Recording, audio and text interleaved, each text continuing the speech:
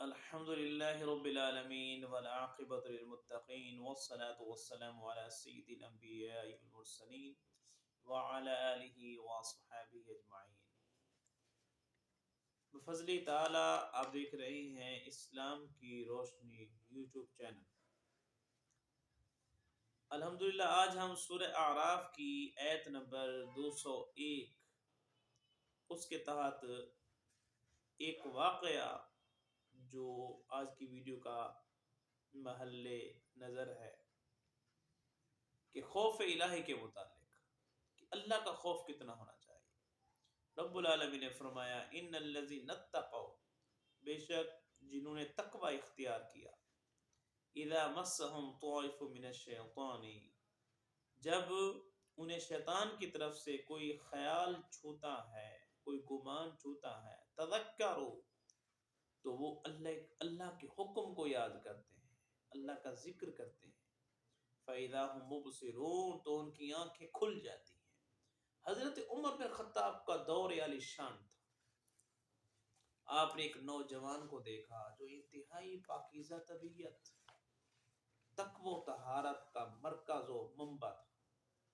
آپ نے اس کی پاکیزگی کو دیکھ کر، نرم دلی کو دیکھ کر آپ بہت ہی متاثر ہوئے. عشاء کی نماز کے پاس اس کا معمول تھا، گھر چلا جاتا تھا اور اس کے ایک بوڑھے والد صاحب تھے، وہ اس کی خدمت کیا کرتا تھا. لیکن راستے کے اندر ایک خوبرو عورت، ایک فاحشہ عورت اس کو اپنا حسن و جمال دکھا کر اس کو ورغلانے کی کوشش کرتی، اس کو اپنی طرف دعوت دیتی، لیکن وہ وہاں سے گزر جاتا. روزانہ یہ معمول رہا. اتفاقاً شیطان کے ورغلانے اور اس عورت کے دعوت دینے کے اوپر وہ نوجوان اس کی طرف رغبت کر گیا، اس کی طرف چلا گیا. جب دروازے پر پہنچا، ایک پرہیزگار تو تھا لیکن اتفاقاً شیطان تو شیطان ہے. ان الشیطان لکم عدو مبین، شیطان کھلم کھلا دشمن ہے. اب کیا ہوا، جب وہاں پہنچا دروازے پر، تو دروازے پر یک دم اس کے دل کے اندر اللہ تعالیٰ کی یاد اور اللہ تعالیٰ کا خوف بھڑکنے لگا. تو اس موقع پر اس نے یہی آیت پڑھی، ان الذین اتقوا، بے شک جنہوں نے تقوی اختیار کیا، اذا مسهم طائف من الشیطان، جب شیطان کی طرف سے اسے کوئی خیال پہنچتا ہے، تذکروا، تو وہ اللہ کے حکم کو یاد کرتا ہے، اللہ کا ذکر کرتا ہے. فَإِذَا هُمْ مُبْصِرُونَ، تو ان کی آنکھیں کھل جاتی ہیں. تو اس نوجوان کی آنکھیں بھی کھل گئی تھی. شیطان کے جتنے بھی وہم و گمان تھے سارے ختم ہو گئے. وہیں چیخ ماری اور وہیں بے ہوش ہو گیا. اس کے والد صاحب، جب اس کے والد صاحب نے دیکھا کہ کافی دیر ہو چکی ہے، روزانہ میرا بیٹا اس وقت تو آ جاتا تھا گھر کے اندر، آج کافی دیر ہو چکی ہے وہ نہیں پہنچا. اس کا والد صاحب اپنے بڑھاپے کے باوجود تلاش کرتے کرتے وہیں پہنچ گیا جہاں اس کا بیٹا گرا پڑا تھا اور بے ہوشی کی حالت میں تھا. لوگوں کو بلوایا، لوگوں کی مدد سے اپنے صاحبزادے کو اٹھایا، گھر لے گیا. جب ہوش آیا تو بیٹا پوچھا، اے بیٹا کیا ہو گیا تھا، ذرا بتا تو صحیح. تو بیٹے نے ساری حقیقت سنوائی، اے والد گرامی میرے ساتھ یہ ہوا. پھر جب واقعہ پیش کر چکا، پھر دوبارہ چیخ ماری، دوبارہ بے ہوش ہو گیا. لیکن اب اتنا بے ہوشی ہوئی کہ اس کا دم نکل گیا، وہ اس دنیا سے نوجوان رحلت کر گیا. تو راتوں رات کفن دفن جنازہ معاملہ ہوا، مکمل ہو گیا. صبح حضرت حضور سیدنا عمر بن خطاب رضی اللہ تعالیٰ عنہ کو خبر پہنچی کہ وہ جو نوجوان تھا وہ رحلت کر گیا ہے، وفات پا گیا ہے اور اس کا جنازہ بھی ہو چکا ہے.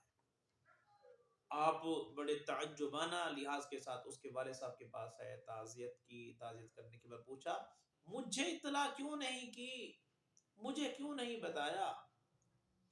تو اس نوجوان کے والد صاحب کہنے لگے، حضور رات کا وقت تھا تو ہم نے آپ کی عزت اور شرف کو مد نظر رکھتے ہوئے کہ آپ کی آرام کا وقت ہے، آپ کے سکون کا وقت ہے، آپ استراحت فرما رہے ہوں گے، اس وجہ سے ہم نے آپ کو تکلیف نہیں دی، ہم نے معاملات نمٹا لی. تو آپ نے فرمایا، مجھے اس کی قبر پر لے چلو۔ تو جناب امیر المومنین رضی اللہ تعالی عنہ جب ان کی قبر پر گئے تو آپ نے قبر کو مخاطب کر کے فرمایا، یعنی اس کو مخاطب کر کے فرمایا، اے نوجوان، وَلِمَنْ خَافَ مَقَامَ رَبِّهِ جَنَّتَانِ، جو رب کے حضور کھڑا ہونے سے ڈرا اس کے لیے 2 جنتیں ہوتی ہیں، تو بتا کیا تجھے بھی 2 جنتیں ملی ہیں؟ حضرات محترم، قبر سے آواز ہے، یا امیر المومنین، جی ہاں، اللہ رب العزت نے مجھے بھی 2 جنت عطا فرما دی۔ حضرات گرامی، یہ واقعہ اللہ تعالیٰ کے خوف پر منحصر ہے، اللہ تعالیٰ کا خوف دلاتا ہے، خوف الہی کی ایک آگ بھڑکا رہا ہے۔ سبحان اللہ، کتنے ہی وہ سہانے نوجوان تھے اور سہانے وہ زمانے تھے۔